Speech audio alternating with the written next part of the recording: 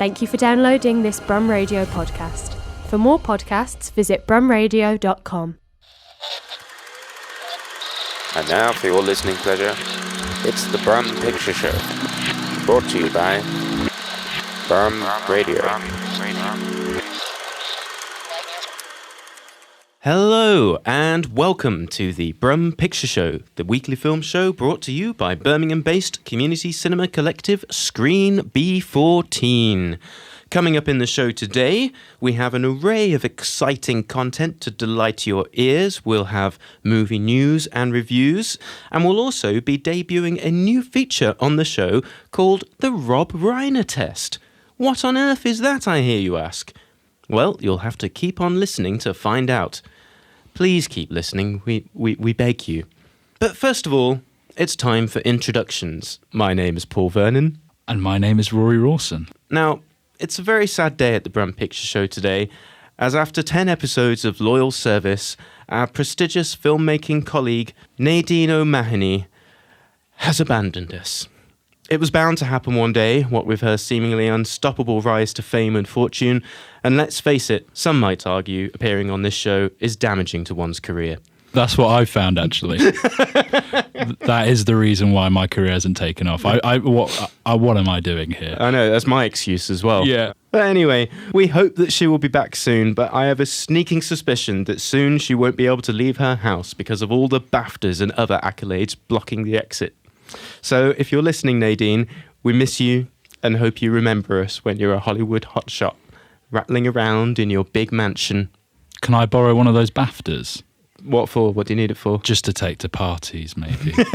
And just show off to people. Yeah. Well, you'll have to ask Nadine if she ever comes back. So yeah, thanks for not abandoning me, Rory. Otherwise, I'd have just been doing this show, just talking to myself in various different voices. Yeah, I feel like I didn't realise how necessary I was until that idea has just come to fruition there. Thanks for joining us again. How's Letters from Space going? It is going. Obviously, Letters from Space was my first short film as a director, and come to realise, there's a lot of work that goes into these films. Post-production. Yeah. Didn't know much about that. It goes on a long time. But you thought there was just production and then it was just... And then suddenly it all came together. Well, soon with the rise of AI, that will be the case, I suppose. You won't even need to produce it. Well, that'd be great. It's such hard work. Soon you'll just be able to talk into a computer, make a film about letters from space, and then that'll be that. That sounds easier. Yeah. Would it be the same with radio? I don't know. Oh, imagine an AI Rory. We should have got an AI Nadine for this. That would have been quite funny, actually. Just I'm going to make that. A robot voice. I don't know anything about programming, but I'd love to make an AI Nadine. Well, coming up in the show, as I mentioned, we've got all sorts of exciting things. But before we get onto the news section, it's time for what has bafflingly become a regular feature on this show. That's right. It's the celebrity dog name section. No way. No way, indeed. I mean, yes way, Rory. Now, regular listeners will remember this started a few weeks ago with the appearance of Bark Ruffalo at the BAFTAs, and this led to us coming up with our own terrible dog pun names, such as Spaniel Day-Lewis and Corgi Mulligan, an Angela Bassett hound. So this led to us getting some emails, of course, because, don't email us about films, just email us about dog names. So our regular listener Skip sent us a few, the strongest of which was, of course, Werner Hertz's dog. But I think the strongest of all came from 13-year-old Havana, and that was the incredible Clint Eastwood. Great work. Just great work. One for the ages. So listener Skip heard this, and frankly, he was ashamed to be upstaged by a child, and he conceded that she had bettered him. However, his wounded pride spurred him to up his game, and he sent in even more suggestions. So, is that really a comment on him? Yes, and his sort of warfare with a 13-year-old girl. Exactly. He couldn't handle that a 13-year-old had come up with a better dog pun name. So what's he got, Skip? He sent a slew, some of which I will admit are quite strong, and some not so strong. But here we go, because this is what we do on this show now. So we've got Jude Paw. Yeah, that's good. Yeah, it's all right, That's isn't okay. it? We've also got Portrick Stewart. That's worse. Yeah, I know, it's much worse, isn't it? I feel like Havana wrote Portrick Stewart. Went, no, that's Yeah, exactly. That not was my on the level. cutting room floor for Havana. This is better. James Earl Bones. Oh, that is good. Yeah, that's good. I like that. We've also got Mutt Damon. Yeah, that's again solid. To be fair, the general quality here is actually quite good. Yeah, I mean, it's better than his last selection, that's for sure. Ryan Fleecrest. I do find that funny. That's actually genuinely cracked up Rory. That's Yeah. okay. Well, there you go. Skip. But also Ryan Seacrest. What was Do you his- think he's got fleas? Well, no. I think we're sort of. Are we now just naming sort of some B-tier celebrities? Or is to be this- honest, I don't know who that is. Who is Ryan Seacrest? I think he was a guy who presented American Idol. Oh, right. Well, So what's that got to do with anything? Well, that's why I forgot. That's why I laughed, because I went, it just seems so pointless. All right.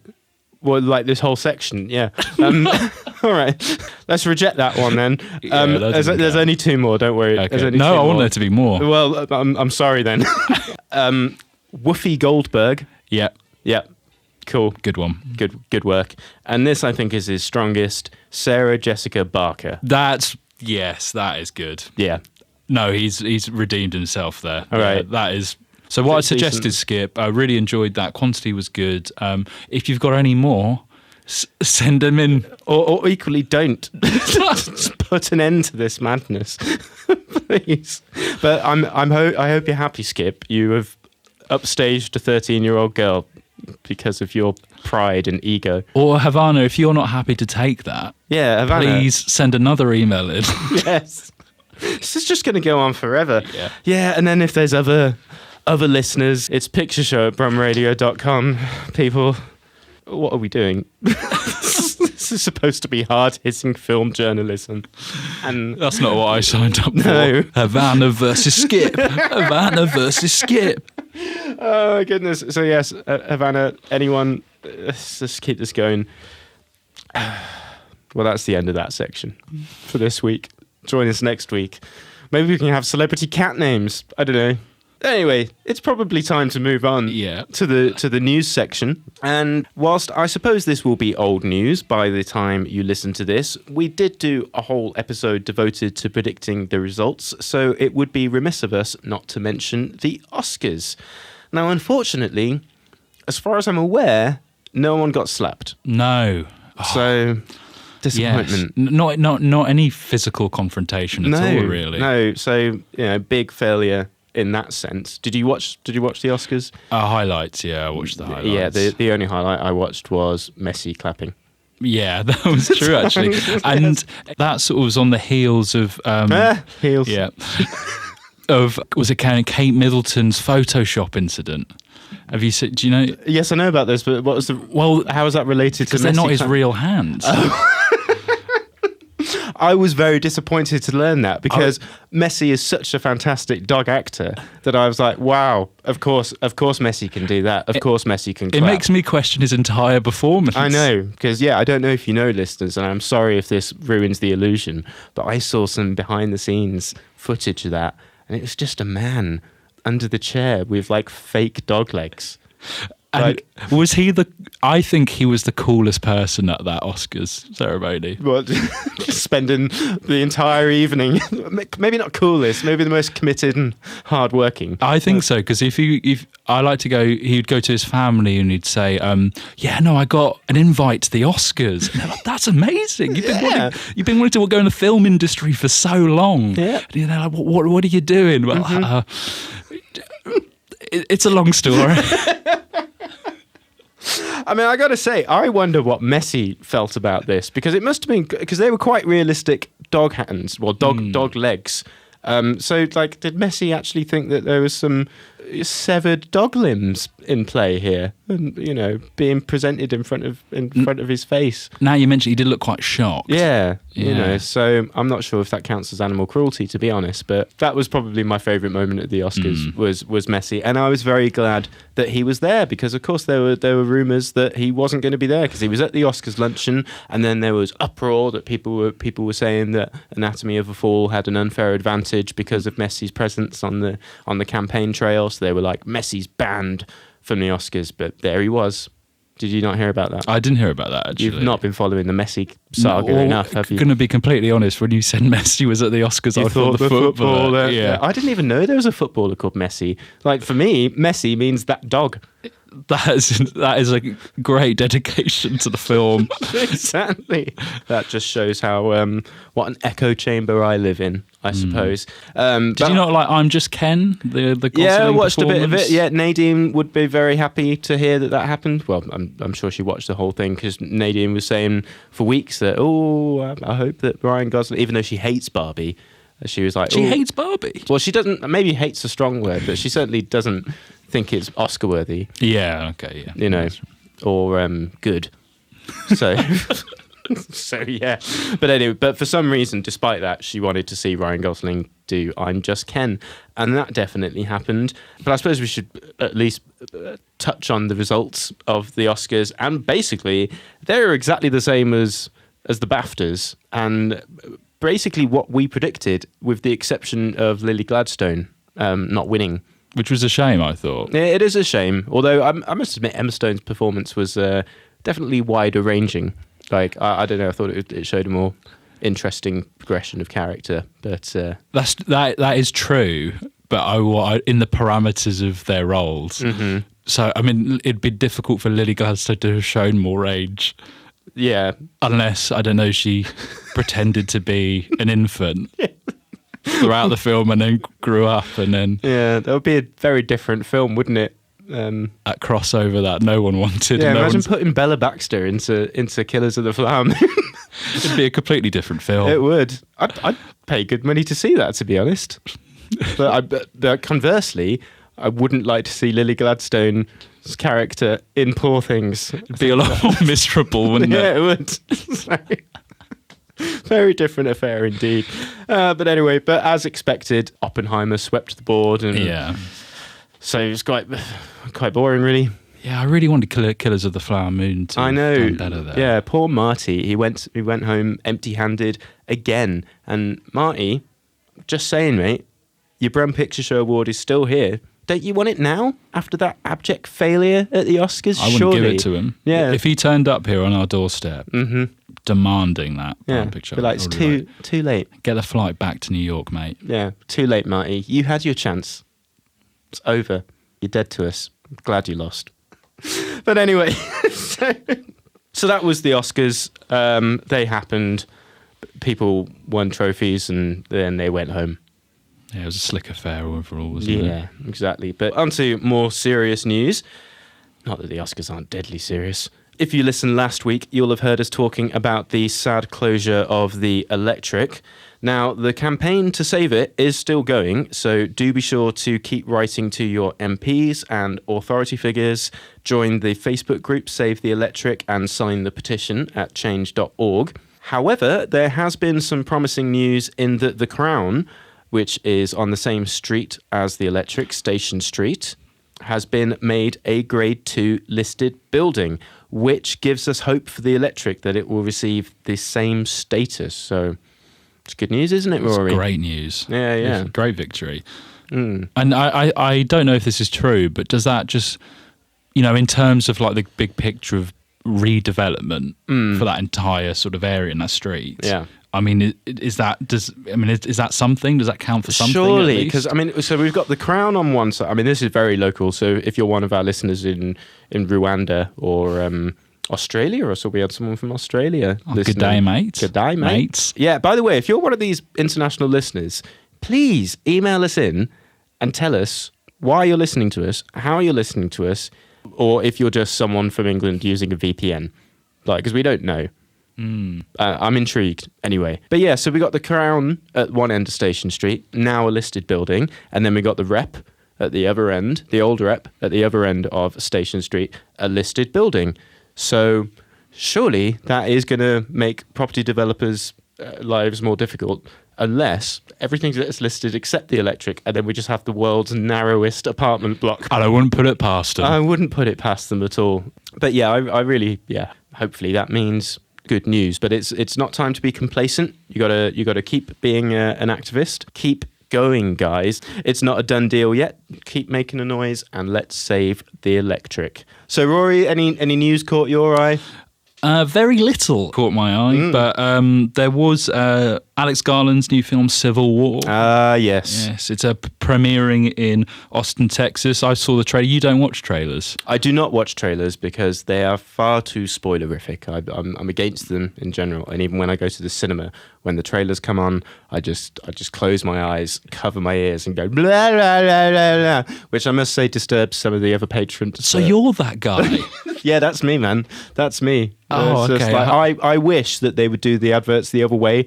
Just do the film trailers first, and then the Maltesers adverts or whatever. Because obviously you got to get there early, because they could be quite inconsistent with how long the trailers last. So you can't be late for the film. But I think I think that's the perfect way of doing it, because I love that, just the surprise you get into when watching a film. But I'm too intrigued. As soon as it pops up, I can't help myself. And the trailer looks really interesting. Looks really cool. It's Alex Garland, who, I loved Ex Machina. You're a huge fan of him too. Absolutely. And yeah, I think it's definitely one to watch. It's obviously an A24 film, as all films are now. All the cool films. All the cool films, films. But yeah, I'm really interested to see it. I mean, it sounds interesting, really. I was reading an article about it. Alex Garland said he doesn't want it to be a political film, in a sense, in that it's not divided in political lines. But it's called Civil War. I know, because in this, I believe it's California and Texas come together against Washington, I think. Right. So the film's not divided between left and right. But then my point is, what's the point? Because that's obvious. If there is going to be a civil war in America, it's going to be along those lines, surely. Well, surely there has to be sides. You wouldn't have a civil war amongst centrists, would you? No, exactly. There's way too a Blairite civil war. I think there's arguments on both sides. I think there's arguments on both sides too. Let's kill each other. But that aside, no, I'm interested for that film. I think that's definitely one to watch. Yeah, I'm very much looking forward to that. And of course, there's 28 years later. Coming soon. I do wonder if they're actually going to wait until 28 years after the original, which was in 2002. So they'd have to wait till 2030 for that to make sense, that title. So they're announcing it a bit early, to be honest. But it is happening. That's exciting. Yeah, Cillian Murphy's going to be back. Danny Boyle's going to be back. And Alex Garland. Hence the relevance of me bringing that up. Wait, so Alex Garland wrote 28 Days Later. So, yeah, much to look forward to from Alex Garland. He's an exciting chap. God, you're a pro with your segues. I'm glad someone thinks so. So that sounds pretty sweet. Speaking of sweet... The Willy Wonka experience. Exactly. If you listened to last week's show, you'll have heard us discussing the baffling news that the terrible Willy Wonka experience in Glasgow had led to a film being greenlit about the unknown, which was a disturbing and confusing character from the disastrous event that they took it upon themselves to invent. So we thought that would be the end of that. And I said everyone would forget about the event in a week and that we'd never hear of it again. But how wrong I was, because this has come from BBC News, of all outlets, and they have reported that now there is a musical about this event in the works. What? So on the character, the unknown, made up by some cowboy. So, well, this is supposedly more specifically based on the event itself rather than that random character from the event. So this show's lead producer, Richard Kraft, and that's funny, isn't it? Because Kraft made chocolate. That's right. So he's assembled a team of writers and producers for the project titled, and you're going to like this, Willy Fest. Oh my God. The team of the A-team. The team of writers get the best in the business to come together. And they've come up with Willy Fest, a musical parody. So he told the BBC that it was his idea to turn the Glasgow event into a musical, and that the writing team was assembled in less time than it takes for someone to sing the first verse of Oompa Loompa Doompity Doo. And I'm not sure that's something to brag about. Does he live near a Wetherspoons and he just walked into there? Exactly. It's like, what's happening, Rory? What's happening? So he says he hopes to launch the musical later this year, and he says, since the thing we're satirising only happened a few weeks ago, we are jumping in hard and fast, coming up with our story arc, main characters, antagonists and song moments. So he doesn't even have a preconceived notion of what this would be. He's just like, going. So also, I don't think he realises how news works. Yeah. People are going to forget about this. Yes, exactly. By next month. That's what I was saying. Of course, Nadine disagreed. She said no one will ever forget, but they will. They will. They will forget. By the end of 2024, which is when this is supposed to come out, no one will know. People have forgot about COVID. Exactly. I despair. I genuinely do. So there you go. That's we're culturally doomed. Yeah. Art is dead.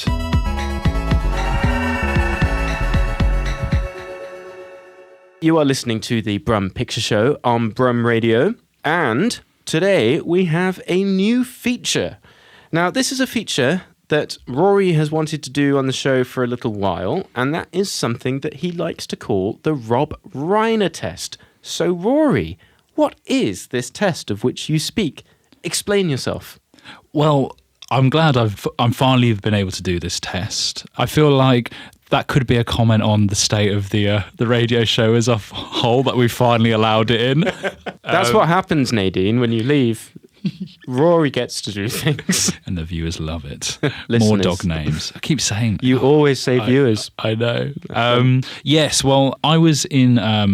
there's a bit of context. I was at Boxer Shorts, which is a shout out to them. What? I think we've talked about them on the show, or at least in the events. They're a short film animation night once a month in Birmingham. Okay. They're really, really good. And I was there, and the person who was running that night, I can't remember the guy's name, he was a lovely guy. He went to me and went, "Oh, have you heard of the Rob Reiner Test?" Ah. And so it's not even your idea? No, it was my idea. I created it, and it because he got told it by my friend. Oh, I see. And he's been passed this around. Oh. So what I'm saying is, it's got traction. Wow, the Rob okay. Reiner Test. Ooh. And I feel like this, because people have talked about art as being subjective. It's all subjectivity. It's what you feel is better. That's what art is. No. We're wrong. We need objectivity in the arts. Okay. We need a marker of quality. Yeah. And this is what the Rob Reiner Test is. Okay. Yeah, this is going to revolution. Forget star ratings. Right. We don't need them. Interesting. Yes. So the Rob Reiner Test. Well, Rob Reiner is an American director. He's a classic Hollywood sort of American director. He's also an actor and producer and a brilliant actor as well. I don't know if you saw him in Wolf of Wall Street. Yes. Yeah, that is who he is. He's just this super sort of he's an amazing person to listen to. He's like an aggressive, sort of outspoken, brilliant sort of thinker, brilliant director, really funny guy as well. And he's a great American director, I think. He started off with This Is Spinal Tap. Yes. Which is turning 40 this year. That came out in 1984. That was his directorial debut. That's a pretty strong debut. It was incredible, and it's incredible because This Is Spinal Tap couldn't have got funded even back then, really. But it was Rob Reiner's idea. There wasn't a script at all, because he was an improv guy, so there was no script and he was trying to get this film made, and in the end he put £25,000 of his own money in, and he managed to convince an investor just to give him some money so they could create really what was 20 minutes of This Spinal Tap. And they went to every sort of production company in Hollywood at that time, and they all said no, until he got put forward to direct a film, and that was kind of his example because he hadn't directed a film before, and the producer of that saw that short film and they went, no, we're going to ignore that one, we're going to make this a Spinal Tap. Right, wow. Yeah, so it really was sort of, it was hard work and sort of just putting all your money in. Yeah, really. that's quite inspirational, isn't it? All you need to do is have £25,000. Yeah. That's True. something for the budding filmmakers out there. When you it's easy. Yeah, maybe get a job. Yeah, hippies. You losers. Yeah, but no, so he started writing TV comedies with Steve Martin, actually. And then he moved over to This Is Spinal Tap in 1984. And then he just had a run throughout the 80s and early 90s of just amazing films. So The Sure Thing in 85, Stand By Me in 1986, Princess Bride in 87, When Harry Met Sally in 89, Misery in 1990, Yes. A Few Good Men in 1992. I mean, can you imagine a director putting out such great quality films year upon year upon year? That is quite a run, isn't it? But specifically, you say that the Rob Reiner test, it's about the top 5 Yes. of that director. Yes. And whether another director can beat that. Yeah, because my thing is Rob Reiner is never going to be considered one of the great directors of all time. But when you put his top 5 films together, so for me it would be When Harry Met Sally, Misery, A Few Good Men, Stand By Me, and The Princess Bride, and then you could put This Is Spinal Tap in there as well. Yeah, to take one I out. would strongly recommend you do that because A Few Good Men is a good film, but come on, it's not Spinal Tap, is it?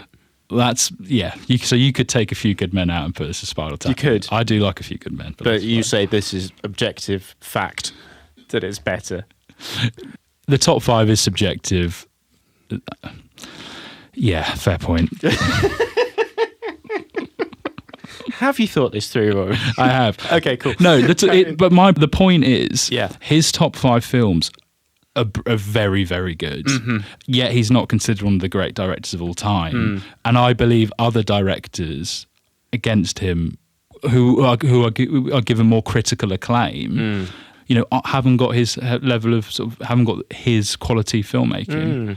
That's very interesting. So I think what's significant about your Rob Reiner test is the variety in his films, because in that top 5 of yours, you've got horror, you've got romantic comedy, you've got hard-hitting courtroom drama, you've got it all.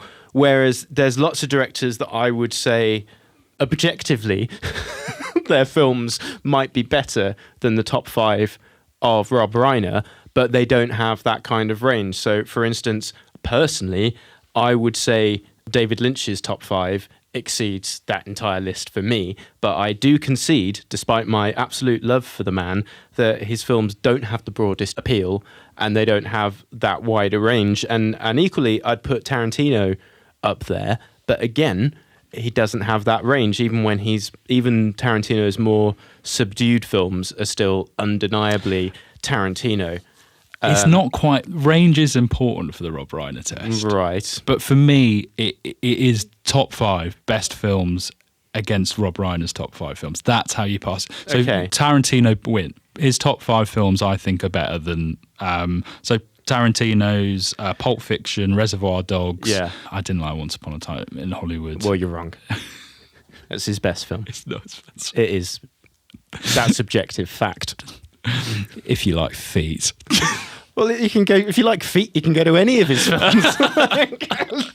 Well, What's your point? I think Tarantino wins with his top 5 films, but certain Interesting. directors, I think, in terms of quality of films, don't. Wes Anderson, I think Grand Budapest would get into that top 5. I think Yeah. Royal Tenenbaums, I think, could get into that top 5. Okay. I don't know if Asteroid City could get into that top 5. No, but yeah, no, I do. But do you see agree. what I mean? Because Wes Anderson, then, who is a much more critically acclaimed director, I think, and adored by critics, by the Rob Reiner test, I don't think he passes. Yeah. So what about someone like Ridley Scott then? So let's go through Ridley. Because he's got the range. Because for me, I think the range is important, but you don't seem to think it is that important. Range But is important. No, it's quality. That's and the thing. It's like yeah. broad appeal. Because I'd say like, as I was saying, like David Lynch, that's just if you don't like one David Lynch film, likelihood is you're not going to like any of his other films. But Ridley Scott has done such a variety of different films, from sci-fi to historical epics to small drama. So we got Alien, we got Blade Runner, Thelma and Louise, Gladiator, and then what would you say? What's the fifth proper stone cold masterpiece of Ridley Scott? You see, Nadine would be straight in here. Like, she'd be like, well, it's this. Does he not pass? I'm a big fan of Prometheus, but yeah, I suppose it doesn't really stand up to... It's not getting in that top 5. It's not getting in the top 5. I like Prometheus too. Interesting. So even Ridley Scott, it could be argued... Fails the Rob Reiner test. Fails the Rob Reiner test. That is interesting. Steven Spielberg certainly would pass it. Yes, there's no doubt about that. You've got Duel, you've got Close Encounters, Indiana Jones, Lincoln, Jaws. That's a wide range of stuff, and all just stone cold classics. Yeah, Scorsese passes it. Yeah, Scorsese for sure. And again, he's got that range. And also today, I would say my main contender would be Denis Villeneuve. Because he's got stuff like Sicario, Enemy, Prisoners, Arrival, Blade Runner. Like, for me personally, they would, stand up to that Rob Reiner test. But certainly by the look in Rory's face, he doesn't think he's quite there. I think he's getting there. And I think this is the other great thing about the Rob Reiner test, is that it's also a marker of young talent. Where do they stand? Where do they? Because people talk about like Jordan Peele, for example. I know you have your opinions about Get Out. I think it's a great film, but I think Get Out gets into the Rob Reiner test. But then, his other 2 films certainly don't. Certainly not. So then, that for me is that's a big fail. Alex Garland. Yes. Ex Machina. That gets into the Rob Reiner test. Yeah. Men, I'm afraid, doesn't get in. It would for me. But yeah. In terms of like a classic film, for sure. Yeah, I don't think it would get in. He could be on his way. Ex Machina is definitely in there, but he's also got a long way to go. He certainly does. So that's interesting. But what I would say, for a start, I do think this is kind of flawed, because it is basically whether or not Rory thinks the films are as good as he thinks Rob Reiner's films are. I think that's the first flaw in this test. It's objective. It's in that objectively you have to go through Rory in order to get an answer to whether or not someone passes. Like, you are the arbiter. I'd say I'm the grand adjudicator. I'm not the arbiter. I'm the grand adjudicator. So if there was any decision which required like a definitive answer, it has to be like, there has to be debate, debate. You need to really think about it through. But if we need an answer, then of course, come to me. Yeah. But I'm not. That's not a position of power or anything. That's not why I've created this test. It does sound very much like you're grappling for power. It's an objective marker of quality. Yeah, determined by you. The dictator Rory. Someone needs to determine what's good or bad. Look what's been made. Might as well make it Rory. To be fair, I wouldn't mind having you in charge of what gets made. To be honest, that's all right. But okay. So I'm intrigued. One thing I would say though, about this Rob Reiner test of yours is, now we were talking about Quentin Tarantino earlier, and Tarantino, as we've spoken about on the show before, has said that he's going to stop at 10 films because most directors don't have that many more than 10 great films in them, and they carry on to make films that aren't as good. And I put it to you, Rory, that Rob Reiner has not made a good film, a properly good masterpiece, in over 30 years. Have you seen the bucket list? Because I haven't. No, I haven't. And to be fair, I cannot be definitive about this. But if you look at his filmography, so we got that amazing run that you talk about, going up to A Few Good Men. The Golden Run. In 1992. That's the Golden Run. But then he made the infamously not so great North, The American President, which is good. Ghosts of Mississippi, I've never seen. The Story of Us, I've never seen. Alex and Emma, never seen. Rumour has it, never seen. And equally, never heard of most of these films. I've heard of The Bucket List. I've not heard of Flipped. I've not heard of The Magic of Belle Isle. I've not heard of And So It Goes. I've not heard of Being Charlie. I have seen LBJ. I liked that. It certainly doesn't pass the Rob Reiner test. Shock and Awe. Also, I liked that, but not great. And then Albert Brooks, Defending My Life. So maybe Tarantino's right, because I'd say that Rob Reiner had an amazing run and then just... What I would say to that is, I believe Rob Reiner, his later films were like independents, like purely independent films. They weren't sort of big Hollywood sort of classic films with the budgets that that golden run had. Yeah. So I think Tarantino isn't 100% right in that, because the films Rob Reiner was making were independents and perhaps more interesting. Sure. Is what I would say. Would you say that? I don't know. It's just interesting. I can't think of that many directors who just start with a run of classics and then make a load of things that maybe don't have such a lasting impact on people. That's a good point, but it is a marker of quality. It's not a marker of quantity. Outside of the top 5. Okay, interesting. So, I mean, you've got, like, for example, M. Night Shyamalan. Oh, yeah. I mean, he's been making films, still making sort of quite high budget films. I know he made Old. Yeah. I mean, I wouldn't call that high budget, but yeah. Yeah, it had money. It must have had money behind it. It definitely cost some money, yeah. It had a budget. Sixth Sense. But yeah. Signs, probably in it. Yeah. He fails. He does fail, very much so. Quite But again, spectacularly. he had a run of like very well respected classics, and then not so much for the rest of his entire career. So, I think that's a good point as well. In that, perhaps Ridley Scott aside, who he did fail, mind you, then Wes Anderson failed too. Yeah. I don't know. Yeah, I think it's a marker of quality. Okay. For me, is my marker of quality as a director. Maybe I should slightly give some leeway to the objectivity stance. Maybe. It is my marker of quality, and if you want to partake in the Rob Reiner test as your marker of quality, because it's the right marker of quality, then I invite you to do so. Yeah.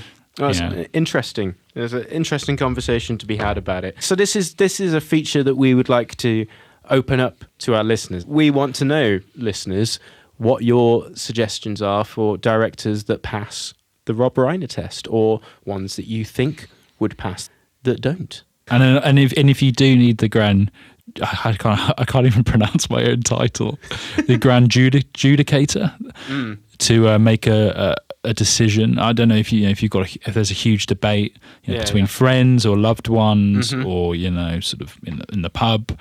I can offer that service. That's very noble of you. Yeah. It is pictureshow@brumradio.com if you would like to send in your suggestions. You're listening to the Brum Picture Show on Brum Radio, and it is the review section, and we are going to be talking about the 25th anniversary release of Fight Club, amongst other things. But yes, first of all, Fight Club. Now, we're going to be getting a bounty this year of 25th anniversary releases because, as the more mathematically inclined of you out there will realise, the year 25 years ago was 1999. So for me, 1999 is possibly my favourite year in cinema. It is a year full of just stone cold masterpieces. We've got American Beauty, being John Malkovich. We've got Existenz. We've got Magnolia, the Blair Witch Project. Yes. The list goes on. Honestly, I want to do an episode. We should do an episode. Yeah, definitely. Like, we will be doing that because I really hope all these great films do get cinema releases this year. I would love to see the Blair Witch Project in cinemas. Man. I just think that experience must have been so interesting. Exactly. Like, because I remember, like, I was too young to see it when it came out because I was 9 in 1999. Were you a fetus or? No, I remember the 90s. Yeah, 1999. Yeah. Well, when were you born? 97. 97. Cool. Yeah, I remember the 90s. Yeah. Yeah, it was great, man. Those big jackets and shoulder pads. Yeah. and pre 9/11. Exactly. Well, that's the thing, because the 90s, I think 1999 is such a interesting point in history because it's just before everything went wrong, really. Like, I mean, obviously things have been wrong all over the world for a very long time, but in terms of Western civilization, we're at our kind of peak because all the atrocities were happening elsewhere in the world. Admittedly, which is where we want them to be. Yeah, exactly. But admittedly, committed by us mostly. But no, Fight Club, I think, is one of the most interesting examples of that, of encapsulating that period of time.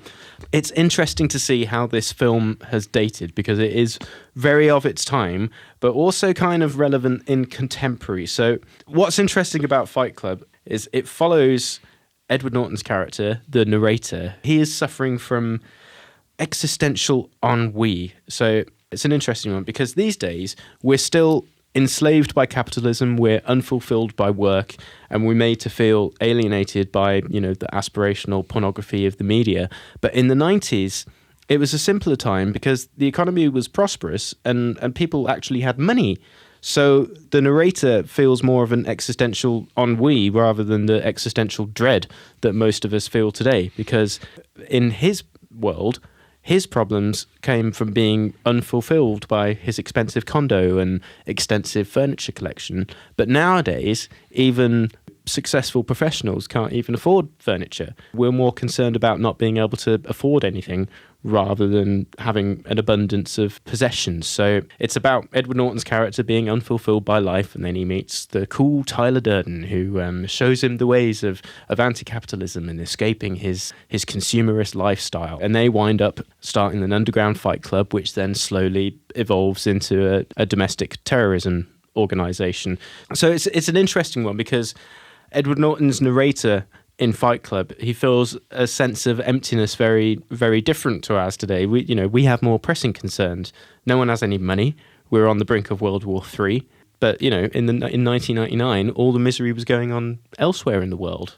And then, come 9/11, the financial crisis, the optimism of the 90s has never come back. And when you think about it, Project Mayhem and the Space Monkeys, as they called in Fight Club, they didn't really have much to be angry about in hindsight. Everything was all right, wasn't it? Yeah, Fight Club's outside now. Yeah, exactly. That's just Broad Street on a Friday night. That's Fight Club, isn't it? And it's an interesting one because it perhaps suffers a little bit from the Al Murray problem, in that a large portion of its audience didn't really understand that it was a satire. But you could argue that having Tyler Durden say such catchy takedowns of society, that doesn't do much to dissuade you of his ideology. But the film kind of lets you make your own mind up in a way. But I mean, I think it's true that we were brought up to believe we'd be rock stars and movie gods, and we're quite sad that we're not. And I don't know, I kind of agree with a lot of Tyler Durden says. I just don't think we should be going around destroying corporate art and major coffee franchises. I think that's frowned upon. But it's really interesting because there's still parallels that you could draw in that Project Mayhem, the organisation that comes out of these fight clubs, are they basically the equivalent of MAGA? That kind of thing, as in they're politically passionate, but they have no coherent answer to their discontent. They don't actually have a solution. They're just full of slogans and vague notions of what they're trying to achieve. They just go around just kind of causing a ruckus with no actual defined end game. But it is a remarkably well-made film, regardless of what you think of its politics. And this is definitely where David Fincher properly became David Fincher. You got all the kinetic camera movement and all the meticulous shots and just that that editing pace. It's so visually it's so distinctively him. That sort of that it's noir, but he's sort of redefined it in his own terms. Exactly. It's just so visually sort of distinctive, which I think is the marker of a brilliant director, other than the Rob Reiner test. Yeah, of course. Oh, that's an interesting one. Does David Fincher pass the Rob Reiner test? I'd say he might. For me, many would disagree. I had a question because it's interesting. you saying it's dated because it kind of indicates a time that was just more prosperous. Does that not make you feel sad when you watch it? Yes, a bit. Yeah, definitely. Because it's just, but that's what I find interesting in it about it is that what were they moaning about? Yeah. It was like, everything was great. Like, if you had any idea what the next 25 years would hold, then you'd be fine with it. But that's a sort of that's an existential problem, isn't it? It doesn't matter how good it is. We still want to.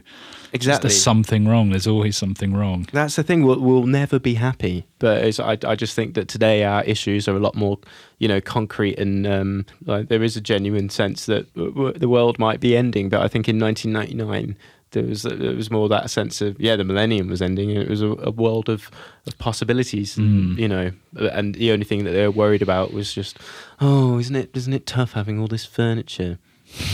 I need to get this thing from IKEA. Yeah.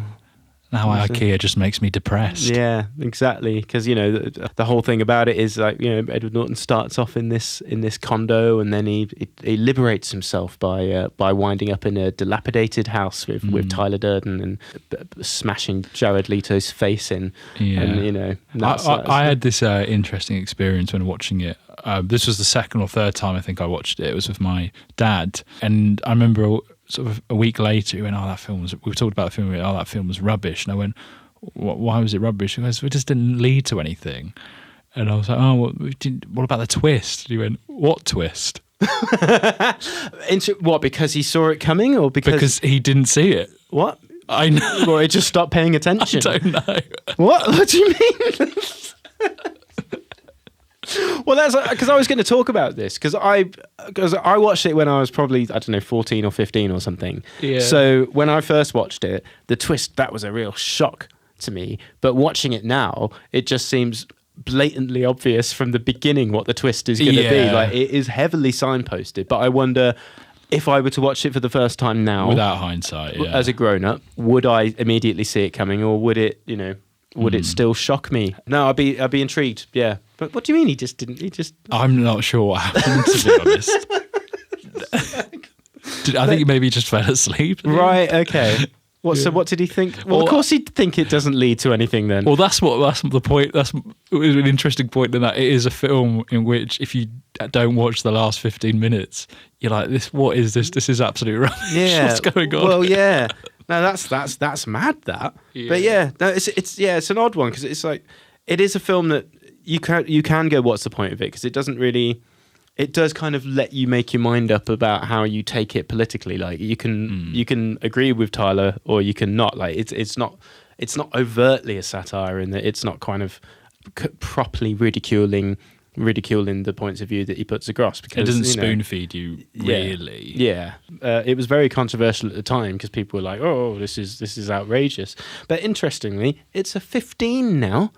Oh, wow. I know. How times have changed? Because I remember, 25 years ago, it had to have cuts to make it an 18. And now, Fight Club is a 15. Like, it just seems the BBFC just don't care about violence anymore. It's really interesting. It's true, because I imagine during that time, that especially with video games, there was that thing of, if you watch violence, this will lead to violence. Mm-hmm. But I feel like that just isn't a common thing anymore, really. Yeah. Or maybe the violence is that we watch, that real life violence is much more accessible. It's strange how that's kind of shifted a lot over the years. It's because there is some, like, you watch some 15 rated things today, and there's some pretty gnarly stuff going on. It's mad, but it seems these days it's sex that gets you an 18. That's right. But it's Fight Club. It's a controversial film, and you're either going to love it or you're not. But I'd recommend going and checking it out in the cinema while you can. And I look forward to all these other 1999 films coming out. Just quickly as well, I wanted to mention the new film from Ethan Coen, Drive Away Dolls, which is his first narrative feature without his brother Joel, and it was co-written with his wife Trisha Cook, who edits as well, and it follows two lesbians who drive a rental car to Tallahassee, Florida, which, unbeknownst to them, contains a MacGuffin hidden in the trunk. Now, cue them getting pursued by some hapless criminals and finding themselves embroiled in a farcical road trip. Would people know what a MacGuffin is? Oh, do you think? I suppose we did. That is very inside baseball, isn't it? Okay, so a MacGuffin, it's an arbitrary thing that gets the plot going. So it was a Hitchcockian thing, wasn't it? Yeah. But it's a common thing in films. So basically, the film wouldn't happen if it weren't for this thing, and that's what a MacGuffin is. Anyway, So they have a MacGuffin hidden in the trunk, and then they get pursued by some hapless criminals and go on a farcical road trip in proper Coen Brothers style.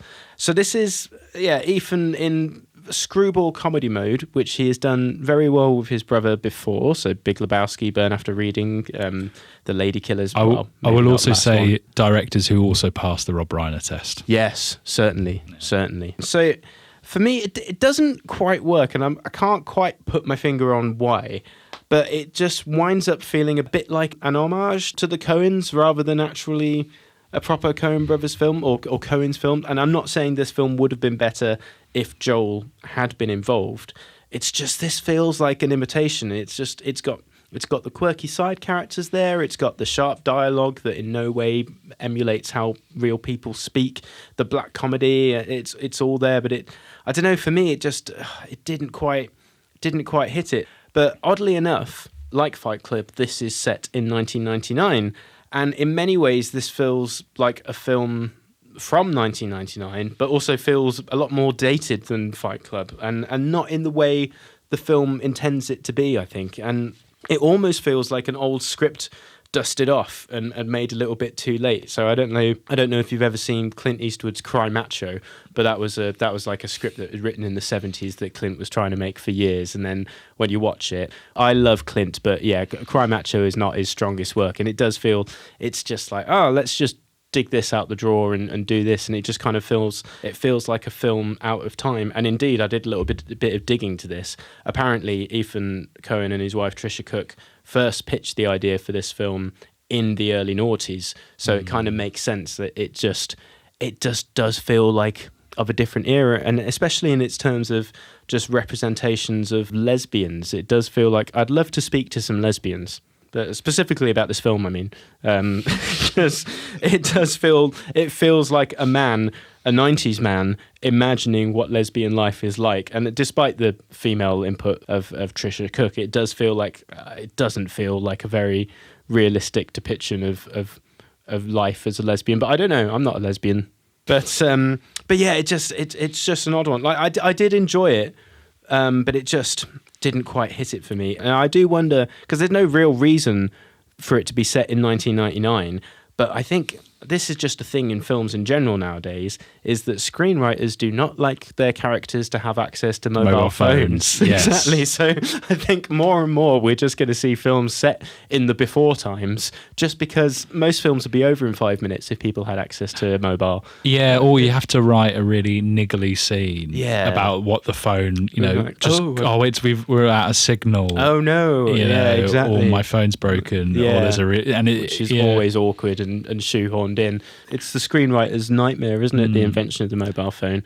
And is he suffering also from that sort of thing of like, as directors create more films, they become like caricatures of themselves. You know, not to say this is true of Wes Anderson, but he is now so Wes Anderson. Yeah. Compared to what he's almost become a caricature of what he absolutely was young. And that's interesting. Maybe you could say the same for others as well. Yeah, but I mean, the things with the Coens, like they've always had their like properly Coen-y kind of films, but they've always kind of branched off and toyed with more serious things. Like I mean, I guess No Country for Old Men is still quite Coen-y, but it's a bit more of a serious affair and A Serious Man is also just very different to a lot of their stuff. Like they do have a lot more range than Wes Anderson, that's for sure. And that's why I kind of feel like this one just didn't quite hit it, because it does feel like it's like, oh, you are just kind of doing a greatest hits kind of Coen thing, but it doesn't quite gel together. But it's not terrible, and I think if anyone other than a Coen had made it, I'd enjoy it a lot more. But I think I'd still accuse it of just being diet Coens. You're expecting more. Exactly, but that's expectations. It's like never hope, never expect anything, because you'll always be disappointed. So there you go. So that was Drive Away Dolls. Solid 3 stars, I would say. So yeah, not criticising it majorly, but not their finest work. Not their finest, or not. Yeah, I'm looking forward to them, Ethan and Joel, getting back together and making this horror film that they've been talking about. Did you see Spaceman? No. Oh, with I haven't seen it, but I want to. Yeah. Okay, well that was disappointing as well. Was it? Okay, right. Yeah. Well, I don't know. No, it's just it was a weird one because Space One is the new Netflix thing. Yeah. It's about Adam Sandler. Sandler does it. In yeah. space, talking to a tarantula, voiced by Paul Dano. How do you mess that up? How do you get the tone wrong there? But yeah, I found it quite a tedious affair, and I was very disappointed again because of my expectations. Like, it's a giant tarantula in space talking to Adam Sandler, and it's got Corgi Mulligan in it. Corgi? Yeah. Oh, I love Corgi. I know, exactly. So yeah, it didn't quite work for me, but I suppose I don't have time to do a full review. So anyway, have you seen anything recently, Rory? Yes, I watched The Creator. Okay, which I was a bit underwhelmed by. Yeah, me too. I thought the ending just was a bit sort of. I just didn't really get it.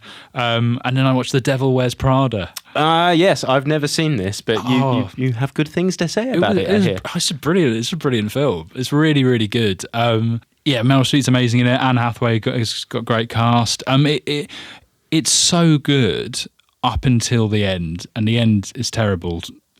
Because it's basically about this woman who's, she's not fashionable at all. She's kind of an ugly duckling, even though she's Anne Hathaway. Right. So you have to get past that. Yeah. So that's Hollywood. Yes, I know. So it's Anne Hathaway with her hair slightly messed up, and then she gets on this amazing makeover when she goes into the fashion industry. So she turns from a nerd who hates sort of capitalism and the corporate world. She becomes an assistant to Meryl Streep, and she really hounds her, and then as her confidence grows, she starts to actually really enjoy the role. And even though it's really, really challenging and she grows into it, but so she becomes a strong woman. Like she's like the corporate world, she sort of sails the corporate world, but by doing so, she leaves her old friends behind and her boyfriend, and it splits up the relationship because he's just a wet wipe. He's just a wet wipe. He just doesn't support her at all in a corporate, in her goals, in her professional goals. And it was really interesting to watch a film in the early sort of the 2000s. This is what it was wrestling with. It was the boyfriend goes, you have to leave your job or it's over for me. And he eventually leaves her job. Wow. To stay with the wet wipe. Spoilers. Sorry, yeah. It's worth watching though. No, that's cool. But the ending sucks. Right. Okay. Yeah. that's a good verdict. Where can you watch Devil Wears Prada? Netflix. Cool. Yeah, I watched quite a few films actually. It was nice. Oh, nice. Yeah. Just none of the new releases. No. Not seen Dune yet. No. Part 2. No, it's a shame. Yeah. Oh, sorry. That's all right. Well, that's about all we have time for on the reviews section this week. But now it is time for Nadine's roundup of local news and events. Nadine? Oh, right. She's not here. Do you want to read, Mel? Yeah, go on then. Go on. So on the 28th of March, we have at Sturchley Open Cinemas, A Fantastic Woman at the Yoga Born. Yeah. On the 2nd of April, we have the Journey Film Club, who are presenting Harold and Maude at the LGBT Centre. On the 13th of April, we have Highbury Cinema Club, The Unlikely Pilgrimage of Harold Fry. And that's at the Highbury Theatre Centre at Sutton Coldfield. Nice. On the 16th of April, at the Journey Film Club are presenting Suicide Squad at the LGBT Centre. Really? Yeah, that's a weird combination, isn't it? And on the 18th of April, Screen B14 are presenting Poor Things at the Cuban Embassy. On the 26th of April, Sturchley Open Cinema presents my favourite film, Parasite, Sturchley Baths. From the 10th to the 19th of May, it's the big one, Flat Pack Film Festival, with various films playing there. And the 15th of May, Whatever Pays the Rent, in conjunction with Flat Pack, they're playing Mean Girls at the Mockingbird Cinema. Lovely. Thank you, Nadine, and I'm really enjoying your deepened voice. Keep it up. Well, there we go. That's about all we've got time for this week. But anyway, we hope you have enjoyed today's show. Thank you very much for listening, as always. Do be sure to tune in next week. But in the meantime, it's goodbye from me, Paul. And goodbye from me, Rory. Goodbye.